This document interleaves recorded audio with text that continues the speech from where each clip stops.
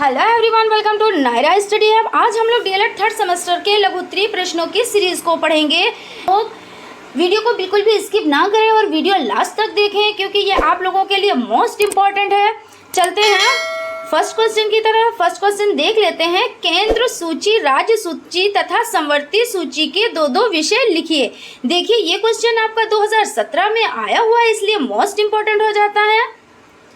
देखिए, केंद्र सूची, राज्य सूची तथा समवर्ती सूची में निम्न विषयों पर कानून बनते हैं। यह सूची निम्न है। देखिए, केंद्र सूची, राज्य सूची और समवर्ती सूची। तो केंद्र सूची में देख लेते हैं रेलवे, जल परिवहन, हवाई जहाज, राजपथ, बैंक, विदेशी मामले, स्मारक, रक्षा, दूरसंचार, डाक एवं तार आदि हैं। और देखिए राज्य सूची की अगर बात कर ली जाए तो देखिए इसमें पुलिस, सफाई, मत्स्य, मवेशी, वन, खेती, सिंचाई, जेल, सड़क, निचली अदालत आदि आ जाते हैं। और देखिए समवर्ती सूची की अगर बात कर ली जाए तो इसमें चिकित्सा, शिक्षा, शादी, अखबार, किताब, उद्योग, बिजली, परिवहन एवं अन्य व्यवसाय आदि आ जाते हैं। चलते हैं नेक्स्ट क्वेश्चन की तरफ। नेक्स्ट क्वेश्चन है समवर्ती सूची की अवधारणा को समझाएं। तो देखिए कुछ ऐसे भी विषय हैं जिन पर केंद्र और राज्य सरकार दोनों ही कानून बना सकते हैं। इसे समवर्ती सूची के अंतर्गत रखा गया है। समवर्ती सूची में दिए गए विषय निम्नवत हैं। देखिए समवर्ती सूची में जो विषय हैं उन पे नजर डाल लेते हैं। देखिए इसमें फर्स्ट नंबर पर हो जाता है चिकित्सा, सेकेंड नंबर पर हो जाता है अन्य व्यवसाय, थर्ड नंबर पर हो जाता है शादी, फोर्थ नंबर पर हो जाता है मीडिया, 5 नंबर पर हो जाता है किताबें, 6 नंबर पर हो जाता है शिक्षा, 7 नंबर पर हो जाता है उद्योग, 8 नंबर पर हो जाता है बिजली, 9 नंबर पर हो जाता है परिवार एवं 10 नंबर पर हो जाता है धार्मिक संस्थाएं। देखिए यदि केंद्र सरकार और राज्य सरकार के कानूनों में टकराव होता है तो केंद्र सरकार के कानून को मान्यता दी जाती है। संविधान में यह भी व्यवस्था की गई है कि यदि भविष्य में किसी नए विषय पर कानून बनाना हो तो उस विषय पर कानून बनाने का अधिकार केंद्र सरकार को ही होगा। चलते हैं नेक्स्ट क्वेश्चन की तरफ। नेक्स्ट क्वेश्चन देख लेते हैं। संसद के बारे में लिखिए। तो देखिए लोकसभा, राज्यसभा तथा राष्ट्रपति को मिलाकर संसद बनती है। तो फ्रेंड्स संसद कैसे बनती है? देखिए लोकसभा, राज्यसभा तथा राष्ट्रपति को मिलाकर। और संसद संघ सरकार की व्यवस्थापिका है। भारतीय लोकतंत्र में संसद सर्वोच्च है क्योंकि संसद के सदस्य जनता द्वारा प्रत्यक्ष रूप से चुने जाते हैं। राष्ट्रपति लोकसभा और राज्यसभा को मिलाकर संसद बनती है। कानून बनाने का कार्य संसद के दोनों सदन करते हैं, परंतु संसद के अधिवेशनों को बुलाना, उन्हें स्थगित करना तथा लोकसभा को भंग करने का अधिकार केवल राष्ट्रपति को है। राष्ट्रपति का चुनाव अप्रत्यक्ष रूप से जनता द्वारा किया जाता है और राष्ट्रपति भारत का प्रथम नागरिक होता है। अगर आप लोगों से क्वेश्चन पूछा जाए कि यानी कि भारत का प्रथम नागरिक कौन होता है तो देखिए राष्ट्रपति। आप लोगों को अच्छे से पता होगा कि भारत यानी कि भारत का प्रथम नागरिक कौन होता है तो राष्ट्रपति, अर्थात सरकार पर जनता का नियंत्रण। राष्ट्रपति संसद के प्रत्येक अधिवेशन का उद्घाटन करना। संसद द्वारा पारित कोई भी विधेयक राष्ट्रपति के हस्ताक्षर के बिना कानून का रूप धारण नहीं कर सकता। इस प्रकार राष्ट्रपति संसद का एक अभिन्न अंग है। चलते हैं नेक्स्ट क्वेश्चन की तरफ। नेक्स्ट क्वेश्चन देख लेते हैं। संसद के सदनों के नाम लिखिए। तो संसद के 2 सदन होते हैं। फर्स्ट नंबर पर हो जाता है लोकसभा और सेकेंड नंबर पर हो जाता है राज्यसभा। उसके बाद अगर बात कर ली जाए नेक्स्ट क्वेश्चन की, देखिए पूरे भारत के लिए कानून कौन बनाता है? तो पूरे भारत के लिए कानून लोकसभा एवं राज्यसभा दोनों मिलकर बनाते हैं। कौन बनाते हैं? तो लोकसभा और राज्यसभा। ठीक है ना। चलते हैं नेक्स्ट क्वेश्चन की तरफ। फ्रेंड्स नेक्स्ट क्वेश्चन पर चलने से पहले अगर आप हमारे चैनल पर नए हैं तो चैनल को सब्सक्राइब जरूर कर लें और बेल आइकन को भी जरूर प्रेस कर दें जिससे आने वाली वीडियोस आप तक पहुंच सके। चलते हैं नेक्स्ट क्वेश्चन की तरफ, देखते हैं। देखिए, मंत्री परिषद पर नियंत्रण कैसे रखा जा सकता है?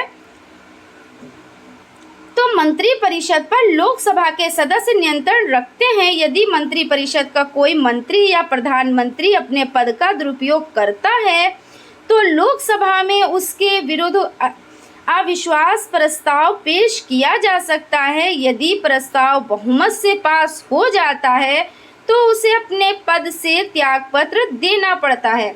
इस तरह पूरे मंत्रिमंडल पर लोकसभा द्वारा नियंत्रण रखा जाता है। चलते हैं नेक्स्ट क्वेश्चन की तरफ। नेक्स्ट क्वेश्चन है, सरकार पर जनता नियंत्रण कैसे रख सकती है? तो देखिए, ये क्वेश्चन आपका डीएलएड थर्ड सेमेस्टर 2016 में आया हुआ क्वेश्चन है, इसलिए ये आपके लिए मोस्ट इम्पोर्टेंट हो जाता है। देखिए, सरकार पर जनता निम्न प्रकार से नियंत्रण रख सकता है। फर्स्ट नंबर पर है, सांसदों द्वारा मंत्रियों से प्रश्न पूछने पर यदि उत्तर ना मिले या गलत मिले तो अविश्वास का प्रस्ताव लाकर सरकार पर नियंत्रण किया जा सकता है। सांसद किसी विषय पर ध्यानाकर्षक प्रस्ताव लाकर नियंत्रण कर सकते हैं। मंत्रिमंडल पर बजट पर टिप्पणी करके सरकार को नियंत्रण में कर सकती है। चलते हैं नेक्स्ट क्वेश्चन की तरफ। नेक्स्ट क्वेश्चन है, राज्यसभा का सभापति कौन होता है? तो आंसर है, राज्यसभा का सभापति उपराष्ट्रपति होता है। ये चीज़ आप लोग बहुत अच्छे से याद रखिएगा कि राज्यसभा का सभापति कौन होता है, तो उपराष्ट्रपति। उसके बाद देखते हैं नेक्स्ट क्वेश्चन, प्रधानमंत्री को कैसे हटाया जा सकता है? तो इसका आंसर देख लेते हैं। यदि मंत्री परिषद और प्रधानमंत्री ठीक से काम ना करें, ठीक है ना, अगर वो मंत्री परिषद और प्रधानमंत्री ठीक से काम ना करें तो उन्हें लोकसभा द्वारा हटाया जा सकता है। इन्हें हटाने के लिए लोकसभा में अविश्वास प्रस्ताव किया जा सकता है। यदि यह प्रस्ताव बहुमत से पारित हो जाता है तो मंत्री परिषद को इस्तीफा देना पड़ता है।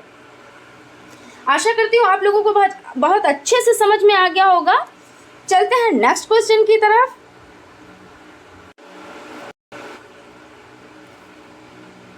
देखते हैं नेक्स्ट क्वेश्चन। देखिए, नेक्स्ट क्वेश्चन है, राज्यसभा की रचना पर प्रकाश डालिए। ये क्वेश्चन आपका 2017 में आया हुआ क्वेश्चन है।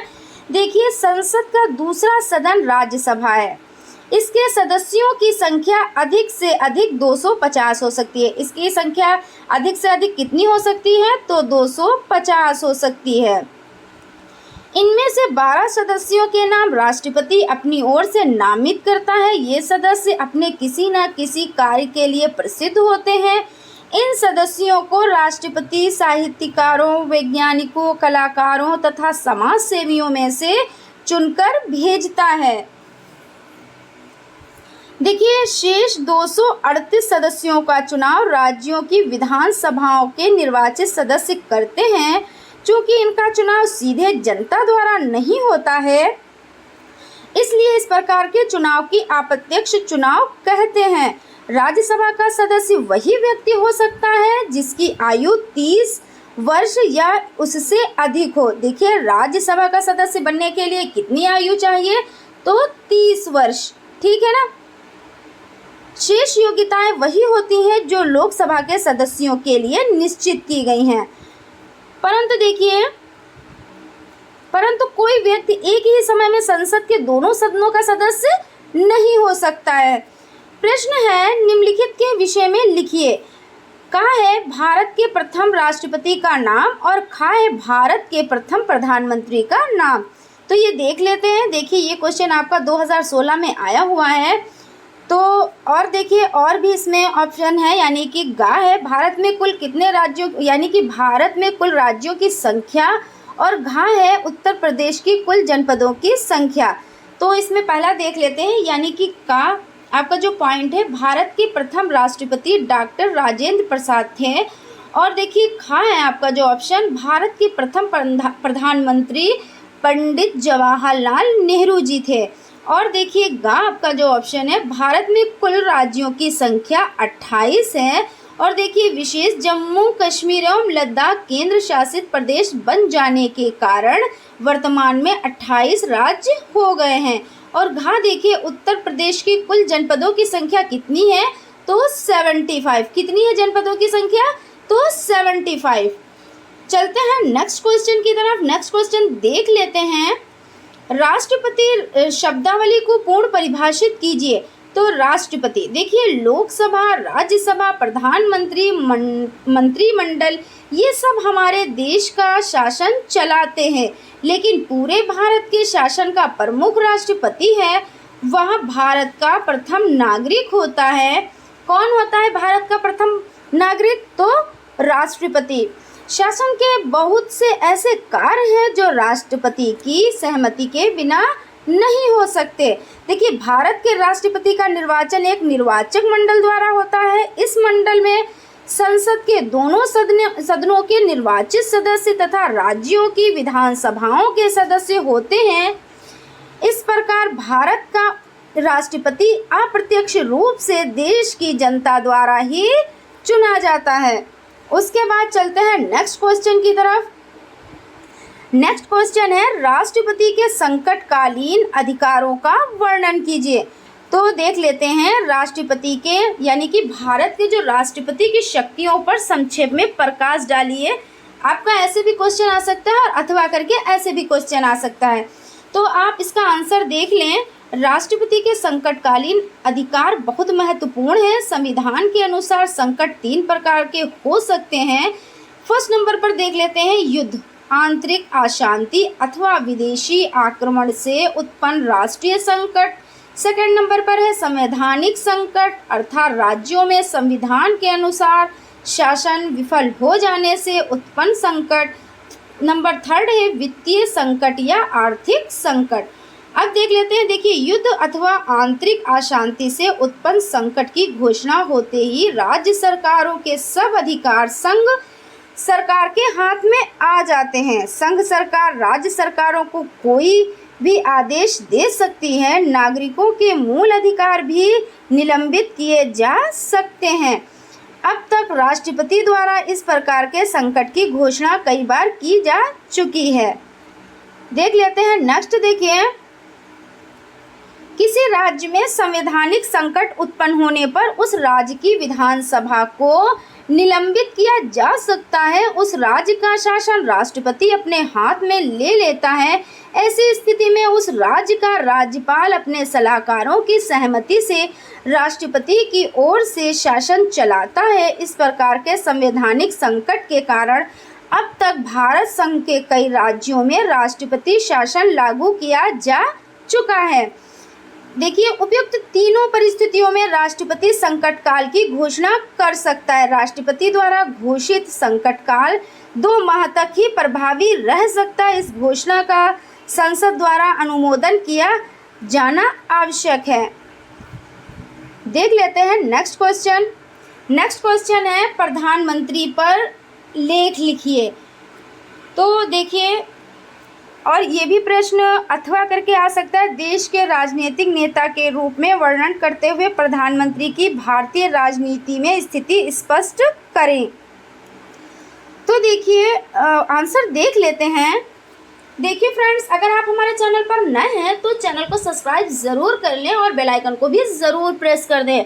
और फ्रेंड्स, आपको हमारी वीडियो कैसी लगती है प्लीज़ कमेंट करके हमें ज़रूर बताएं। और अगर कोई भी आपको प्रॉब्लम हो रही है, कोई भी चीज़ समझ में नहीं आ रही है, तो प्लीज़ आप कमेंट करें, हम उसका रिप्लाई आप लोगों को ज़रूर देंगे। और फ्रेंड्स, हो सके तो वीडियोस आप कम से कम अपने 5 फ्रेंड्स में तो ज़रूर से ज़रूर शेयर करें, जिससे उन लोगों को भी बेनिफिट्स हो सके। तो देखिए भारतीय संविधान में प्रधानमंत्री का पद बहुत महत्वपूर्ण है। प्रधानमंत्री मंत्रिपरिषद का प्रधान होता है। और देखिए प्रधानमंत्री ही मंत्रिपरिषद का निर्माण करता है। मंत्रियों में विभागों का विभाजन भी वही करता है। मंत्रियों के विभागों में हेरफेर करना, यहाँ तक कि मंत्रियों को उनके पद से हटा देने का अधिकार भी प्रधानमंत्री को है। इसलिए कहा जाता है कि मंत्रिपरिषद में प्रधानमंत्री की स्थिति वही है जो तारों के बीच चंद्रमा की होती है। देखिए प्रधानमंत्री लोकसभा के बहुमत दल का नेता होता है। कौन होता है? तो बहुमत दल का नेता। इसलिए वह देश का नेतृत्व करता है। संसद में तथा देश विदेश में प्रधानमंत्री ही पूरे राष्ट्र का नेता माना जाता है। देखिए, प्रधानमंत्री राष्ट्रपति का मुख्य सलाहकार होता है। देखिए, राष्ट्रपति का मुख्य सलाहकार कौन होता है? तो प्रधानमंत्री। राष्ट्रपति और मंत्रिमंडल को जोड़ने वाली कड़ी प्रधानमंत्री ही है। प्रधानमंत्री का यह कर्तव्य है कि वह मंत्रिमंडल के सभी निर्णयों की सूचना राष्ट्रपति को देता रहे। प्रधानमंत्री देश की जनता का नेता होता है। देश पर संकट आने पर जनता प्रधानमंत्री की ओर देखती है। प्रायः सरकार का नाम ही प्रधानमंत्री के नाम पर चलने लगता है, जैसे नेहरू सरकार, इंदिरा गांधी सरकार, मोदी सरकार आदि। सरकार की सफलता और विफलता दोनों के लिए प्रधानमंत्री ही उत्तरदायी ठहराया जाता है। वास्तव में प्रधानमंत्री शासन का केंद्र बिंदु है। ठीक है ना? आशा करती हूँ आप लोगों को बहुत अच्छे से समझ में आ गया होगा। चलते हैं नेक्स्ट क्वेश्चन की तरफ। नेक्स्ट क्वेश्चन देख लेते हैं, वे कौन से विभिन्न तरीके हैं जिनके द्वारा लोकसभा केंद्रीय मंत्री परिषद पर नियंत्रण रखती है। देखिए, ये क्वेश्चन आपका डीएलएड थर्ड सेमेस्टर 2018 में आया हुआ क्वेश्चन है, इसलिए आप लोगों के लिए मोस्ट इम्पॉर्टेंट हो जाता है। देखिए, आंसर देख लेते हैं। केंद्रीय मंत्री परिषद लोकसभा के प्रति सामूहिक रूप से उत्तरदायी है। केंद्रीय मंत्री परिषद तभी तक अपने पद पर बनी रह सकती है जब तक उसे लोकसभा का विश्वास प्राप्त न हो। लोकसभा मंत्री परिषद के विरुद्ध अविश्वास प्रस्ताव पारित कर उसे अपदस्थ कर सकती है। काम रोको प्रस्ताव पारित करके केंद्रीय मंत्री परिषद की गलतियों को प्रकाश में ला सकती है। प्रश्न पूछकर आलोचना कर सकती है। चलते हैं नेक्स्ट क्वेश्चन की तरफ। नेक्स्ट क्वेश्चन है, लोकसभा के 4 कार्य लिखिए। देखिए, ये भी क्वेश्चन आपका डीएलएड थर्ड सेमेस्टर 2017 में आया हुआ है। देखिए, लोकसभा के 4 कार्य। सबसे पहला कार्य है कानून बनाना, दूसरा है मंत्री परिषद के कामों पर अपना नियंत्रण रखना, तीसरा है कानूनों में संशोधन करना और चौथा है जनता पर कर लगाने और खर्च करने का निर्णय लेना। ठीक है ना? ये आप लोगों का देखिए मोस्ट इम्पोर्टेंट क्वेश्चन है, आप लोग इसे ध्यान में रखिएगा। और देखते हैं नेक्स्ट क्वेश्चन, सर्वोच्च न्यायालय के न्यायाधीश के लिए कौन कौन सी योग्यताएं आवश्यक हैं। देखिए, 2017 में भी आया, 19 में भी आया, इसलिए आप लोगों के लिए ये मोस्ट इम्पोर्टेंट हो जाता है। ठीक है ना?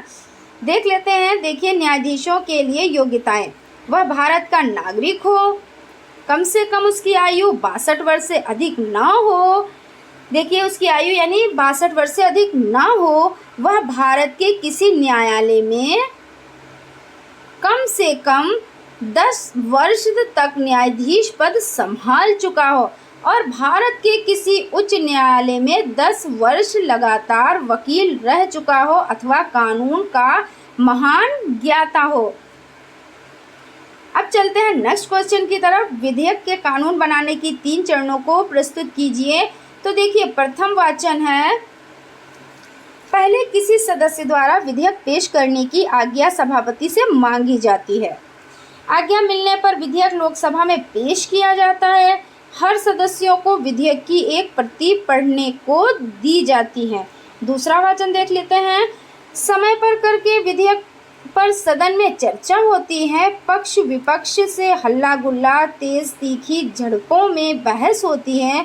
विधेयक से ज़रूरी संशोधन भी होता है तथा ज़रूरत पड़ने पर परवर समिति को भी सौंपा जा सकता है। थर्ड होता है, देखिए थर्ड देख लेते हैं, तीसरा वाचन, कुछ सुधार या संशोधन करके तीसरी बार विधेयक फिर पेश किया जाता है। इसके पक्ष विपक्ष में मतदान होता है। बहुमत मिलने पर विधेयक पारित होता है। इसके बाद इसे राज्यसभा में पेश किया जाता है। वहाँ 14 दिन तक इस पर चर्चा होती है। आधे से अधिक सदस्यों के विधेयक के पक्ष में मत पड़ने पर यह पारित हो जाता है। और देखिए, राष्ट्रपति के हस्ताक्षर, अंत में विधेयक को राष्ट्रपति के पास हस्ताक्षर के लिए भेज दिया जाता है।